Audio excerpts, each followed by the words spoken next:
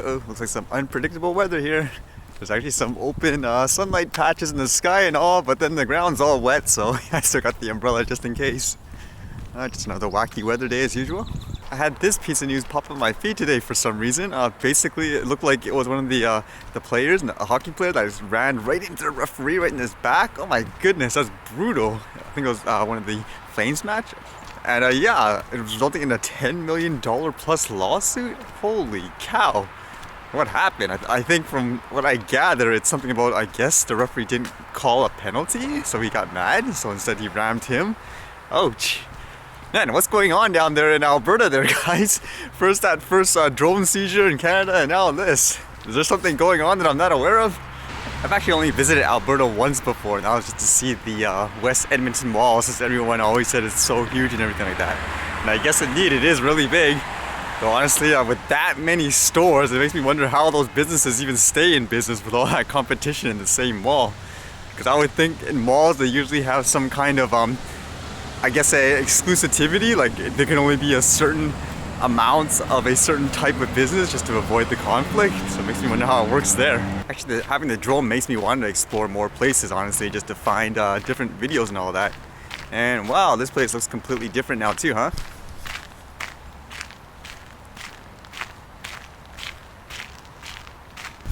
Hopefully I'll get to fly it to be able to capture this completely different scenery now that there's no more snow and everything's pretty much grown. Well, that kind of leads to the interesting stuff I kind of read about the drones and with Transport Canada again. And yeah, it's kind of interesting in many ways. For myself, in many ways, what stops a person like me from flying with these ridiculous interim laws right now are the distances between things like a building or an animal. Like, to me, it's just kind of ludicrous with the amounts they have. So basically, that requires some clarification. Like, what the heck do you mean by animals, for example? Is it like a bird or a squirrel? Or at the same time, when it comes to distances of a building, what exactly do you classify as a building? So apparently there was somebody online that actually asked this question directly to Transport Canada, and it's kind of interesting.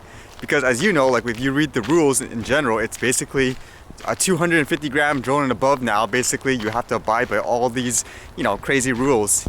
So I'm just gonna read here what this guy apparently asked Transport Canada, and this was their response to him. When asking for clarification about like what exactly do you mean by a building, at first it looks like here the Transport Canada actually just referenced the site itself about the new rules, which is pretty standard. But it says here, basically, it includes anything from small hamlets to major cities. Anything larger than a farmstead should be considered built-up area. Note that 2 or 3 buildings alone would not constitute, as a built-up area, but the standoff distance of 100 feet for 1 kilogram or less and 500 feet for greater than 1 kilogram, and would have to be respected to stay away from the buildings, structures, vehicles, etc. Now this is kind of interesting. Either Transport Canada themselves are just completely disorganized and confused internally, or this thing is telling me now that my Mavic Pro is perfectly okay in the sense of I just have to stay 100 feet away. Like, what does that work out to? Like 20 to 30 meters or something like that? So is there a different rule that they just ninja changed or something that I'm unaware of? Does this mean I can fly my Mavic Pro in most places again? Because again, if you read what's on the actual website, it contradicts what this person says. So who do you believe? Like the employee or what's on the site, if that makes sense? So that led me to think, since we had so much fun last time looking at Transport Canada's Twitter and Mark Garneau's Twitters about drones, let's see if there's anything there that's interesting about the laws. Now I believe this was from yesterday, and apparently it says here, pilot reports drone sighting near YVR Airport in Vancouver. If you have info, contact the new West PD. No drone zone. Okay, this is actually really confusing to me. Because for those that aren't here in BC, this airport is actually in Richmond, like the city of Richmond. And at the same time, you're telling people to contact the New West Police Department? Why are you contacting the police in New Westminster for an incident like here that's apparently like around Richmond where the airport is, or even if it is in Vancouver? Why are you contacting the New West Police? Am I missing something here? Somebody clarify this to me. But again, To me, this is one of those things where Transport Canada, you guys are completely confusing, like, to the general public. Or maybe I'm just ignorant on how police operation works. I mean, feel free to correct me if I'm wrong, but again, I would assume you'd contact the local police authority for the local issue, not like the police department in a completely different city. Someone correct me if I'm wrong. So as I went down their tweets, I actually found this older one where someone asked the question too, like, what the heck do you mean by animals? And someone even mentioned, like, is it a bird or a squirrel? And as you can see here, Transport Canada says you should not intentionally fly near animals such as livestock. A bird or a squirrel that appears is not an issue. So again, are you saying, for example, like here, there's a geese there, so if I was flying and all of a sudden that geese came in, is that okay? Or are you saying this is bird? Or are you saying it's more about those birds that appear and like there would be no issue if there's something like that comes in? So still, that's a little bit confusing. So is it dependent on size, or is it dependent on whether or not if you were shooting and then the animal comes in? Like, what's the clarification here? I think it's kind of interesting because even here, I believe this is the DGI lawyer or whatever you want to call it. He even says here, this is not what it says on your website. Like, should people be technically interpreting what you say on this tweet as the official legal interpretation? Because again, if that's true, then like that at least makes it more reasonable, like for a lot of places, minus like still in my opinion the aerodomes and everything like that with the 9 kilometers. But still, like in this case, who do you trust? Do you rely on what's written on the site or what the employee spews out in this case? And the rain did decide to come down. Actually, as I went down further, I found this tweet from Transport Canada a little ironic and weird actually, because in context of the conversation of animals and drones, I think the number one complaint usually is the noise. Like the noise of the drone would basically scare the animals, and that's not right, so you should stay far away from it. And I think it's kind of weird that Transport Canada posted this picture of the polar bear.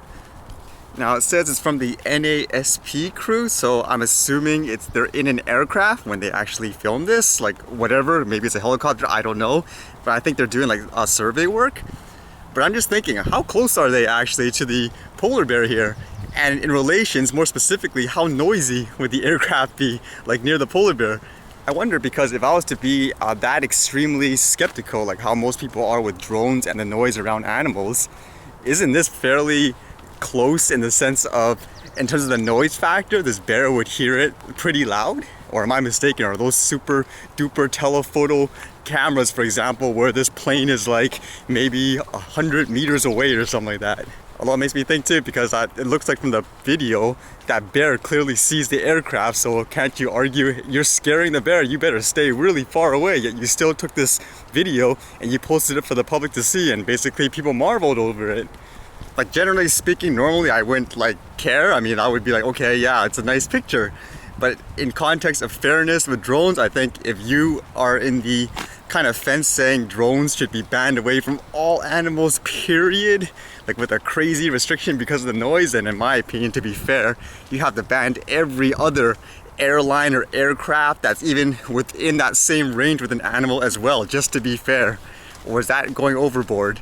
I was even thinking too, if I wanted to be even more crazy with the argument, can I say those aircrafts emit like gas that's not good for the animals, whereas like the drones, they're all fully electric?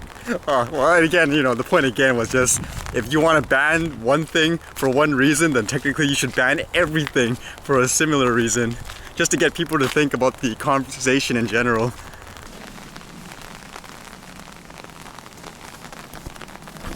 Hardcore. So again, it's kind of confusing. So again, if by building you're referring to built up area, and their definition of built up area isn't like 3 buildings, then does that make it okay to fly? They say in the tweets about the animals, it's more about, and unless I'm interpreting it just wrong, it's more about, say, going directly to the animal as opposed to an animal coming in. Or at the same time, do you rely on what they say on the website versus what they say out in the public? Holy, it's just confusing. Do I follow this 250 gram or the 1 kilogram, which means my Mavic Pro would be okay? It wouldn't have mattered anyways because it's raining today, so I wouldn't have been able to fly the drones, but still, man, somebody offer them some help. Alright, see you guys later.